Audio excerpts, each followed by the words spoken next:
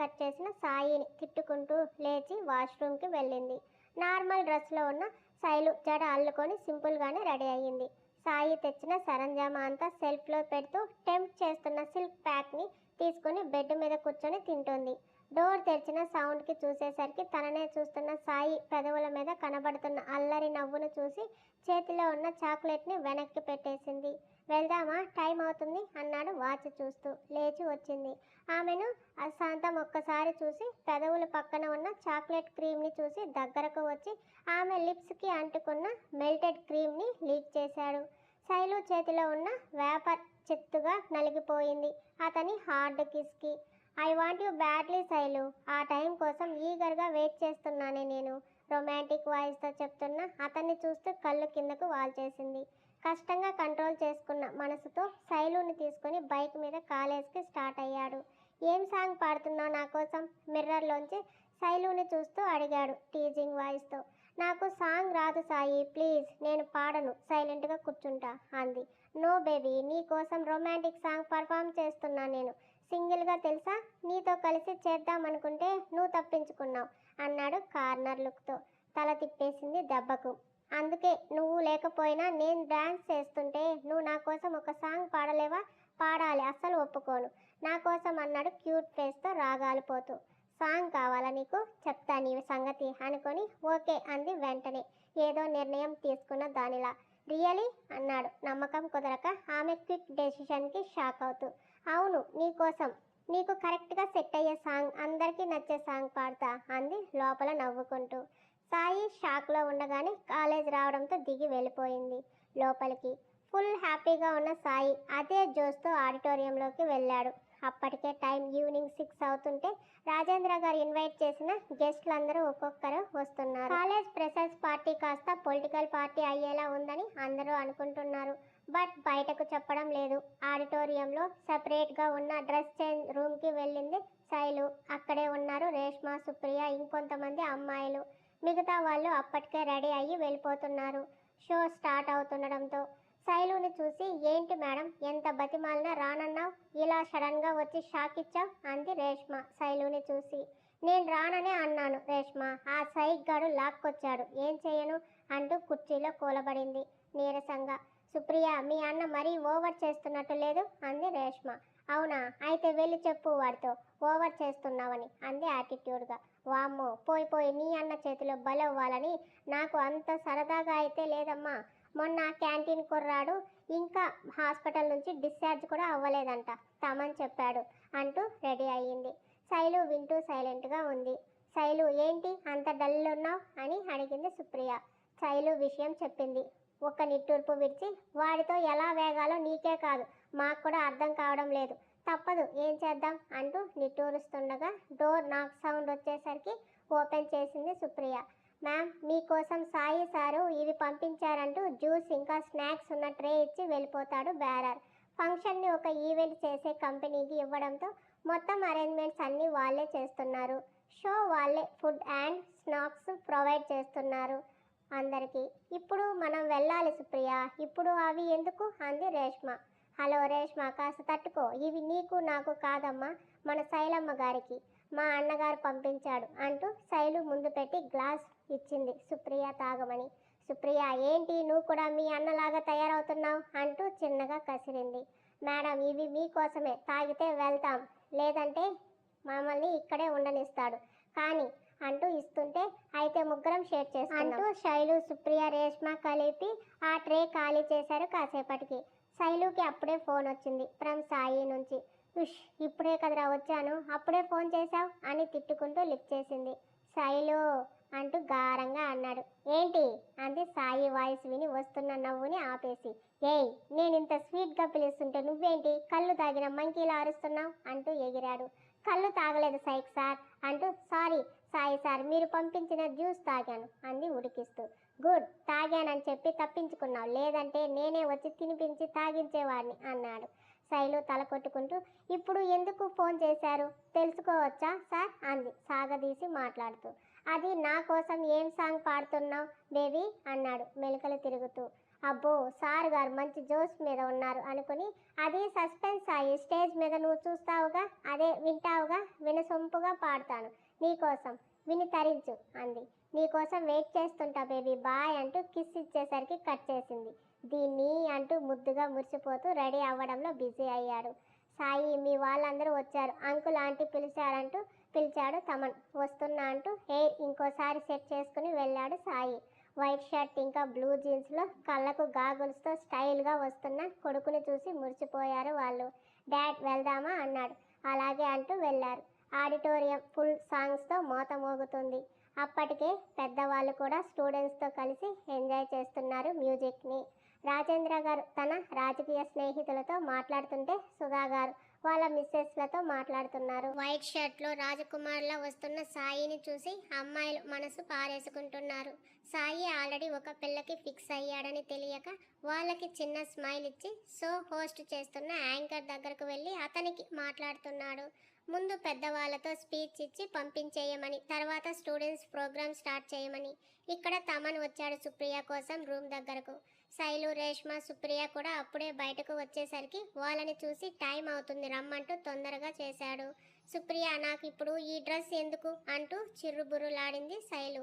తనకి బలవంతంగా సుప్రియ, రేష్మ వేయించిన లంగావోనికి విసుక్కుంటూ. ఏంటి శైలు, మేమింత బాగా రెడీ అయితే నువ్వు సింపుల్గా ఉంటే ఎలా చెప్పు? అందుకే మా దగ్గర ఉన్న ఎక్స్ట్రా డ్రెస్గా ఈ హాఫ్ శారీ ఉండింది.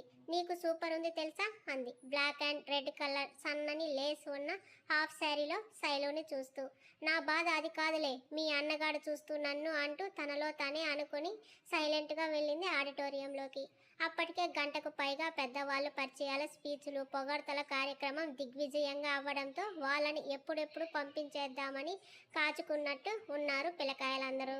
ఈవెంట్ మేనేజర్ ఒకరు అందరినీ డైనింగ్ హాల్కి తీసుకెళ్ళి వాళ్ళకి ఫుడ్ మర్యాదలు చేయడంలో మునిగిపోయారు. పెద్దవాళ్ళంతా అక్కడే మీటింగ్స్ పెట్టేయడంతో ఆడిటోరియంలో అంతా పిల్లసంతే ఉన్నారు. ఇంకా స్టార్ట్ అయింది స్టూడెంట్స్ ప్రోగ్రామ్. ముందుగా గుడ్ స్టూడెంట్స్ అందరూ వచ్చి మంచి మంచి సాంగ్స్ పాడుతున్నారు. కొంతమంది జూనియర్స్లో అమ్మాయిలకి, సీనియర్స్ అబ్బాయిలు టీచ్ చేస్తూ ఆట పట్టిస్తున్నారు. సాయి మ్యూజిక్ సిస్టమ్ దగ్గర ఉండి వాళ్ళకి ఎవరెవరికి ఏం సాంగ్ అని లిస్టు రాసి ఇచ్చిన పేపర్స్ ఇస్తూ మాట్లాడుతుంటే అప్పుడే ఆడిటోరియం డోర్ తెరుచుకుంటుంది. సాయి అక్కడే దగ్గరే ఉండటంతో తల తిప్పి చూశాడు. ముందు సుప్రియ, తర్వాత రేష్మ వాళ్ళ గ్రూప్స్ దగ్గరకు వెళ్ళిపోగా వెనక వస్తున్న శైలుని చూసి స్టన్ అయిపోయాడు Sai. Black and red colour లంగా ఓనీలో లూజ్గా అల్లిన జడను ముందుకు వేసుకొని బ్లాక్ కలర్ బిందీని కనుబొమ్మల మధ్యన పెట్టి లైట్గా చేసిన టచ్అప్తో సింపుల్ అండ్ సూపర్గా ఉన్న శైలు నడిచి వస్తుంటే మనసు గతి తప్పి చూపు తిప్పడం మర్చిపోయాడు. ఎదురుగా వైట్ షర్ట్ అండ్ బ్లూ జీన్స్లో మోచేతి వరకు షర్ట్ స్లీవ్స్ మడిచి కళ్ళకు గాగుల్స్తో 6 అడుగుల ఆజానుబాహుడిని చూసి నడిచేది కాస్త ఆగిపోయింది శైలజ. ఇద్దరి చూపులు నిమిషం పాటు కలిశాయి. ఇంతలో మ్యూజిక్ సౌండ్ రావడంతో శైలునే ముందుగా తేరుకొని తన ఫ్రెండ్ కవిత పిలుస్తుంటే సాయి నుంచి చూపు తిప్పేసి వెళ్ళి కూర్చుంది ఆమె పక్కన.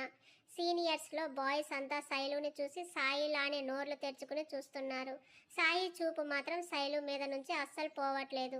ఇంతలో సాంగ్స్ పాడుతున్న వాళ్ళు స్టేజ్ దిగి తర్వాత సీనియర్స్ కొంతమంది అబ్బాయిలు కామెడీ స్కిట్ చేశారు. వాళ్ళు వేసే కుళ్ళు జోకులకి పడిపడి నవ్వుతున్నారు అందరూ. తర్వాత రేష్మ వల్ల గ్రూప్ సాంగ్స్కి డ్యాన్స్ వేస్తుంటే శైలు నవ్వుతూ చూస్తుంది. బట్ సాయి మాత్రం ఒక పక్కగా నిల్చొని శైలు నుంచి చూపు తిప్పలేకపోతున్నాడు. శైలుకి అవేమీ తెలియదు, ఎందుకంటే సాయి ఒక పెద్ద కర్టెన్ పక్కన చీకట్లో ఉన్నాడు. తర్వాత తమన్, సుప్రియ డూయెట్కి పర్ఫామ్ చేస్తుంటే అందరూ కళ్ళప్పగించి చూస్తున్నారు. అంత బాగా డ్యాన్స్ వేస్తున్నారు. ఆ తర్వాత ఒక్కొక్కరుగా మిగిలిన వారు కూడా వాళ్ళ పర్ఫార్మెన్స్ ఇస్తుంటే అప్పుడు గుర్తొచ్చింది శైలుకి సాయి ఇంకా ఎందుకు రాలేదా అని. చుట్టూ చూసింది, ఎక్కడా లేడు. ఇందాక తను చూసిన దగ్గర చూసింది, అక్కడ కూడా లేడు. ఏమయ్యాడు అనుకుంటుండగా సుప్రియ వచ్చింది అప్పుడే డ్రెస్ మార్చుకొని. సుప్రియ, చాలా బాగా డాన్స్ వేశారు మీ ఇద్దరు అంటూ మెచ్చుకుంది శైలు. సుప్రియ డల్గా పెట్టింది మోహం. ఏమైంది అని అడిగింది శైలు. ఏం లేదులే అనేసి నెక్స్ట్ నువ్వే సాంగ్ పాడాలి శైలు అంది. సుప్రియ, నాకు కంగారుగా ఉంది. రేష్మ కూడా అప్పుడే వచ్చి జాయిన్ అయ్యింది వాళ్ళతో. మేము డాన్స్ వేయగా లేనిది నువ్వు సాంగ్ పాడలేవా అంది రేష్మ. అది సరే, మీ అన్నయ్య ఇంకా డాన్స్ వేయలేదు, ఏమైంది సుప్రియ అంది రేష్మ. వాడికి మూడ్ బాగాలేదంట, చేయనన్నాడు అంది. అయితే నేను కూడా సాంగ్ పాడాల్సిన అవసరం లేదులే అని హ్యాపీగా అంటుండగానే దీని నెక్స్ట్ పర్ఫార్మెన్స్ శైలు అంటూ మైక్లో వినిపించింది. దెబ్బకు లేచి నిల్చుంది. అది క్లాస్లో రిజిస్టర్ పిలుస్తున్న అటెండెన్స్ అనుకుని. యాంకర్ యమ ఎగ్జైటింగ్గా పిలుస్తున్నాడు శైలజాని. ఇంకా తప్పక నడిచింది. తను స్టేజ్ ఎక్కడానికని స్టెప్స్ దగ్గరకు వస్తుండగా ఎంట్రన్స్లోకి ఎంటర్ అయ్యాడు సాయి. మెట్లు ఎక్కుతున్న సాయిని, లోపలికి వస్తున్న శైలుని చూసుకున్నారు. సాయి ఫేస్ కాస్త సీరియస్గా ఉండటం గమనించింది. అయితే అప్పటి వరకు సీరియస్గా ఉన్న శైలుని చూడగానే కూల్గా మారి నవ్వు మోహంతో దగ్గరకు వచ్చాడు. సాయి వస్తున్నాడు అన్న తొందరలో గబగబా మెట్లెక్కబోయిన శైలు కాలిని సగం మెట్టు మీద పెట్టడంతో స్లిప్ అయి పడబోతుంటే వెంటనే రియాక్ట్ అయిన సాయి ఆమె పడిపోకుండా పట్టుకున్నాడు. కరెంట్ షాక్ కొట్టినట్టుగా చూస్తుంది తన నడుము మీద డైరెక్ట్గా తగులుతున్న సాయి చేతి స్పర్శకు. కేర్ఫుల్ బేబీ అంటూ చెవి దగ్గరకు వచ్చి సూపర్ ఉన్నావు లంగా ఓణిలో అన్నాడు హస్కీగా. గుర్రుగా చూస్తూ వదులు, ఇంకా ఇక్కడ ఎంతమంది ఉన్నారు చూడు అంటూ చెయ్యి తీయబోతుంటే నడుము గిల్లి, ఇక్కడ ఫంక్షన్ అవ్వగానే నేనే డ్రాప్ చేస్తాను నిన్ను, ఇద్దరం వెళ్దాం, ఒక్కదానివే వెళ్ళకు అంటూ వదిలాడు తనని. చిరుకోపంగా చూస్తూ వెళ్ళింది స్టేజ్ మీదకు. సాయి ఇందాకట్లా కర్టెన్స్ దగ్గర హ్యాండ్స్ ఫోల్డ్ చేసుకుని నిల్చున్నాడు. శైలుని క్షణం పాటు కూడా మిస్ అవ్వకుండా. అప్పుడే అతిథులను పంపించేసి లోపలికి వచ్చారు సుధా గారు. రాజేంద్ర గారు వెళ్ళిపోయారు వాళ్ళ ఫ్రెండ్స్తో. ఆమె స్టేజ్ మీద ఉన్న శైలజాని చూసి ఫ్రీజ్ అయ్యి చూస్తున్నారు. తను పాట పాడనని అందరికీ సారీ చెప్పి వెను తిరుగుతూ సాయి కోసం చూసింది. లేడు. వామ్మో, ఇప్పుడు కానీ ఈయన గారికి కోపం కానీ వచ్చిందా ఏంటి అనుకుంటూనే రేష్మ కనబడేసరికి వెళ్ళింది తన దగ్గరకు. సుప్రియ ఎక్కడికి వెళ్ళింది రేష్మ అని అడిగింది. తను వాళ్ళ మదర్ వచ్చేసరికి సాయి పంపించేశాడు శైలు, వెళ్ళిపోయింది అంది. అవునా, సరే వెళ్దామా మనం కూడా అంది. ఒసేయ్, నేను ఇంకా తిననే లేదు, పద తిందాం ముందు అంటూ తీసుకెళ్తుంటే, నాకు ఆకలి లేదు రేష్మ, నువ్వు తినేసిరా, నేను వెయిట్ చేస్తుంటాను, ఇద్దరం కలిసి వెళ్దాం అంటూ బెంచ్ మీద కూర్చుంది. సరే 10 మినిట్స్లో వచ్చేస్తా అంటూ మిగతా ఫ్రెండ్స్తో కలిసి వెళ్ళిపోయింది రేష్మ. ఫోన్ మోగుతుంటే చూసింది ఫ్రమ్ సాయి నుంచి. బాప్రే, అయ్యగారిని మర్చిపోయి ఇంత తీరిగ్గా కూర్చున్నాను అనుకుంటూ లిఫ్ట్ చేసింది. ఎక్కడున్నావు అంటూ సీరియస్ టోన్తో అడిగాడు సాయి. ఆడిటోరియంలో ఉన్నాడని బ్యాక్గ్రౌండ్ సౌండ్స్ వినిపించేసరికి ఇక్కడే ఉన్నానని చెప్తే మళ్ళీ ఏదో ఒక క్లాస్ తీసుకుంటాడని వచ్చేసాను హాస్టల్కి, నీకోసం చూశాను, నువ్వు లేవు అని అందంగా తెలివిగా అబద్ధం చెప్పింది. రియలీ అన్నాడు.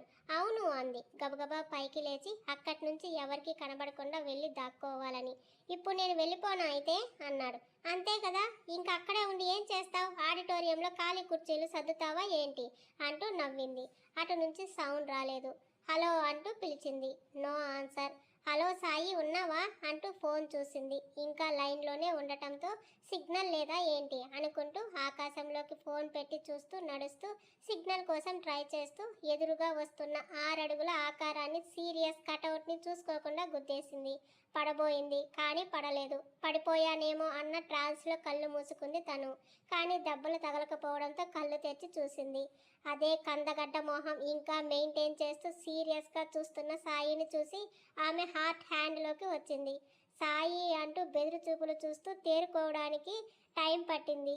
ఓ మేడం గారు, మీరేంటి ఇంకా ఇక్కడే ఉన్నారు, తమరు వెళ్ళిపోయానని చెప్పినట్టు ఉన్నారే, బీట్రూట్లా మారిన ఫేస్తో అడుగుతూ సరిగా నిల్చోబెట్టాడు.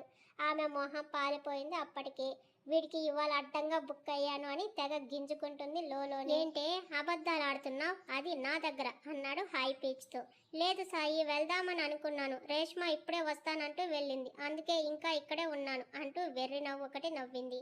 అయినా సాయి సీరియస్గా చూస్తుంటే, అవును సుప్రియ తమ అన్నయ్య వాళ్ళు అప్పుడే వెళ్ళిపోయారా అంది టాపిక్ మారుస్తూ.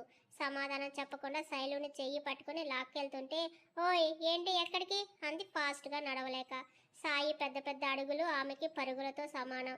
సాయి ప్లీజ్, పరిగెత్తలేను, చిన్నగా అయినా నడువు అంది ఒక పక్క లంగా ఓని, ఇంకో పక్క అనీజీ కారణంగా. అప్పటికే కార్ దగ్గరకు వచ్చేయడంతో చేతిలో ఉన్న ఆమెని ఫోర్స్గా లాగి కార్కే ఆనించాడు. ఫాస్ట్గా నడవడంతో రోపుతుంది తను. సాయి లాగేసరికి గుండె ఆగినంత పని అయ్యింది తనకి. ఆమెను కార్ డోర్కి లాక్ చేసి సూటిగా చూస్తున్నాడు. కాస్త ఊపిరి పీల్చుకొని నెమ్మదించిన గుండె వేగానికి నార్మల్ అయి చూసింది అతన్ని. ఇంకా కోపంగా ఉన్నాడు అని మాత్రం అర్థమైంది. ఎందుకు పాట పాడలేదు అన్నాడు దగ్గరకు వస్తూ. నువ్వు డాన్స్ వేయట్లేదుగా, అందుకే నేను పాడలేదు అంది కళ్ళు టపటపలాడిస్తూ. ఉఫ్ అంటూ మరీ ఇంత అమాయకంగా ఫేస్ పెట్టకు, పగిలిపోతుంది అన్నాడు చిరాగ్గా. మరి ఎలా పెట్టను అంది బొంగమూతి పెడుతూ. ఏయ్, డ్రామా ఆడుతున్నావా? ఇలా అయితే మెల్ట్ అవుతానని చంపి పూడుస్తా అన్నాడు. నాకు వచ్చిన కోపానికి నిన్ను అక్కడే 4 పీకాలనిపించిందే, కానీ అందరూ ఉన్నారని ఆగాను. ఫ్రస్ట్రేషన్తో అరిచాడు చిన్నగా. అయ్యో, అంత పెద్ద తప్పు నేనేం చేశాను అంటూ మూతి ముడిచింది. ఏషాలు బానే వేస్తున్నావు కదా అంటూ ఇంకా మాట్లాడే లోపే కార్ ఫ్రంట్ సీట్లోకి శైలుని కుదేసి కూర్చోబెట్టి తను డ్రైవింగ్ సీట్లోకి వచ్చాడు. సాయి, రేష్మ నా కోసం వెయిట్ చేస్తుంటుంది, తనతో వెళ్తాను నేను అంది. ఆమె వైపు సీరియస్ లుక్ ఒకటి విసిరి రేష్మ నెంబర్కి కాల్ చేశాడు. ఇక్కడ రేష్మ బిర్యానీ తింటుంటే ఫోన్ వచ్చింది. చూడగానే గొంతులో ముక్క అడ్డం పడింది. తల తట్టుకుంటూ సాయి నెంబర్ చూసి వెంటనే లిఫ్ట్ చేసింది. శైలుని నేను తీసుకెళ్తున్నాను, వెళ్ళిపో అని కట్ చేశాడు. ఒక లోన్లీ ప్లేస్లో కార్ ఆపి దిగు అన్నాడు. నేను దిగను, నన్ను హాస్టల్ దగ్గర డ్రాప్ చేయి అంది. సాయి వెంటాడా కార్ దిగేవాడు కాస్త డోర్స్ని లాక్ చేశాడు.